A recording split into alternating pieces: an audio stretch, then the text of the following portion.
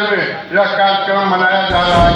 ये प्रदीप यादव जी जो अभी पूरे देश के अंदर में इन्होंने आंदोलन युवाओं के बीच में कर दिया है। इस कार्यक्रम का मुख्य उद्देश्य यही था कि यह सभा जो है 1924 में बनी थी और आज 2024 आने वाला है। उसके उपलक्ष्य में 100 साल पूरा हुआ तो 100 साल का शताब्दी वर्ष हम लोग मनाए। इस शताब्दी वर्ष का मेन उद्देश्य है यह संगठन जो इतना पुराना है उसके बारे में विस्तार से अपने लोगों को, अपने समाज के लोगों को बताने का काम किया गया। जातीय जनगणना कराई जाए और मंडल आयोग की जो शेष रिपोर्टें रह गई हैं उसे लागू किया जाए। आने वाले 2024 के चुनाव में हम उन्हीं पार्टियों का समर्थन करेंगे जो हमारे इस एजेंडा पर अपने चुनाव में घोषणा पत्र में रखेंगे और विचार करेंगे, तब हम उनको जाकर हमारा समाज उन्हें समर्थन देने का काम करेगा।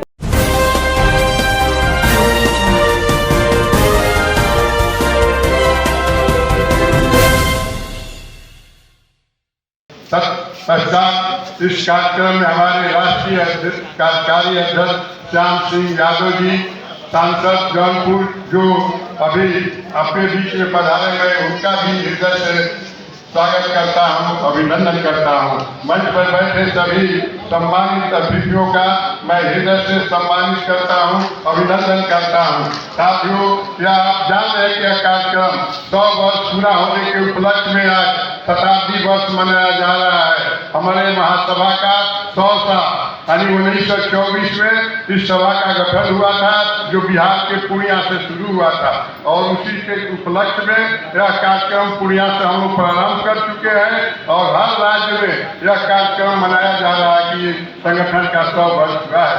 उसमें बीच में हमारे स्थानीय नेताओं को भी बुलाया गया था, निमंत्रण दिया गया था, लेकिन नहीं आए। हमारे महासभा के सभी लोग आए हुए हैं, मैं उनका फिर से हार्दिक अभिनंदन और स्वागत करता हूँ। महासभा के लिए संपूर्ण परिवार, चाहे चौधरी हनुमान सिंह हो, सुखराम सिंह यादव हो, जगरूप सिंह यादव जी है हमारे बीच में बैठे हुए, माननीय पूर्व विधायक उत्तर प्रदेश ऊपर आ चुके हैं। हमारे बगल में सम्मानीय ब्रिगेडियर प्रदीप यादव जी आए हैं। प्रदीप यादव जी अभी ही अपने 5 सहयोगियों के साथ जो सेवा से निवृत्त राष्ट्रीय स्तर के पदाधिकारी रहे हैं, उनके साथ इन्होंने रेजांगला से विस्तृत रूप से अहिर रेजिमेंट के ये लड़ाई लड़ रहे हैं और इनके नेतृत्व में हम लोग पूरे देश में लड़ाई लड़ रहे हैं कि अहिर रेजिमेंट की सरकार स्थापना करे।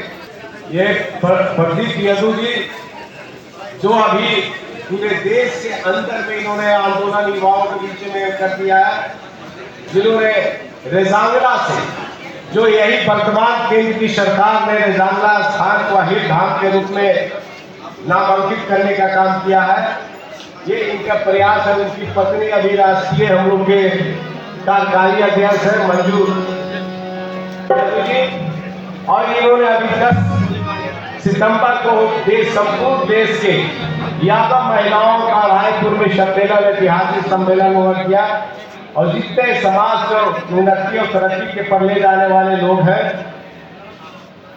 उनके बीच में नई प्रेरणा देने का काम किया। मेरा नाम डॉक्टर सच्चिदानंद सिंह यादव, अध्यक्ष अखिल भारतवर्षीय यादव महासभा बिहार। मेरा घर जिला कैमूर के रहने वाले हैं। आज यह जो कार्यक्रम अखिल भारतवर्षीय यादव महासभा के द्वारा आयोजित किया गया था, इस सभा का 100 साल पूरा हुआ। उसी शताब्दी वर्ष के उपलक्ष्य में यह कार्यक्रम आज पटना के इस्कॉन मंदिर में संपन्न हुआ। हमारे इस महासभा से जुड़े सभी राष्ट्रीय अध्यक्ष, राष्ट्रीय उपाध्यक्ष, राष्ट्रीय महासचिव, सचिव के अलावा अन्य गणमान्य व्यक्ति इस कार्यक्रम में आए और बिहार के पूरे जिला से 38 जिला से जिलाध्यक्ष, संगठन के हमारे सभी पदाधिकारी, सामाजिक कार्यकर्ता इस कार्यक्रम में भाग लिए। इस कार्यक्रम का मुख्य उद्देश्य यही था कि यह सभा जो है 1924 में बनी थी और आज 2024 आने वाला है। उसके उपलक्ष्य में 100 साल पूरा हुआ, तो 100 साल का शताब्दी वर्ष हम लोग मनाए।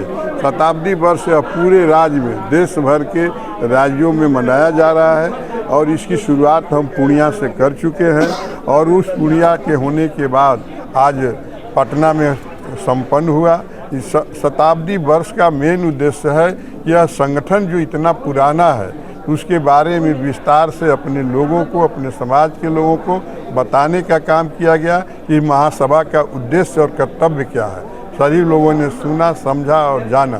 साथ ही आज के मुख्य एजेंडा में जो था हमारा कि अखिल भारतीय राष्ट्रीय माधव महासभा के तरफ से अही रेजिमेंट की मांग पुरजोर की जा रही है, इसको लागू किया जाए, जातीय जनगणना कराई जाए और मंडल आयोग की जो शेष रिपोर्टें रह गई हैं उसे लागू किया जाए। आने वाले 2024 के चुनाव में हम उन्हीं पार्टियों का समर्थन करेंगे जो हमारे इस एजेंडा पर अपने चुनाव में घोषणा पत्र में रखेंगे और विचार करेंगे, तब हम उनको जाकर हमारा समाज उन्हें समर्थन देने का काम करेगा। वर्तमान भारत सरकार ने जो महिला बिल पास किया है दोनों सदनों से, क्या उससे संतुष्ट है? ये महिला बिल पास हुआ है, सही बात है, लेकिन उसमें जितना प्रतिनिधित्व समाज की सभी वर्ग की महिलाओं को होनी चाहिए उसका जिक्र नहीं हुआ है।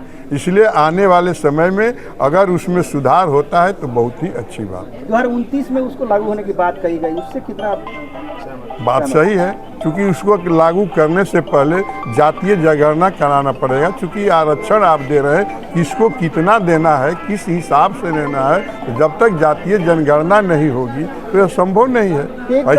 एक तरफ जातीय जनगणना का केंद्र सरकार के लोग विरोध कर रहे थे और एक तरफ फिर उसी जातीय जनगणना के बहाने 2029 में महिला विधेयक लागू होने की बात। सरकार की तो दूसरी दोहरी नीति न है, तो सरकार के लोगों से पूछना चाहिए। और अभी आप देखें नहीं कि 10% आरक्षण किस बिना जनगणना और कुछ कराए ही दे दिया गया, कैसे दे दिया गया?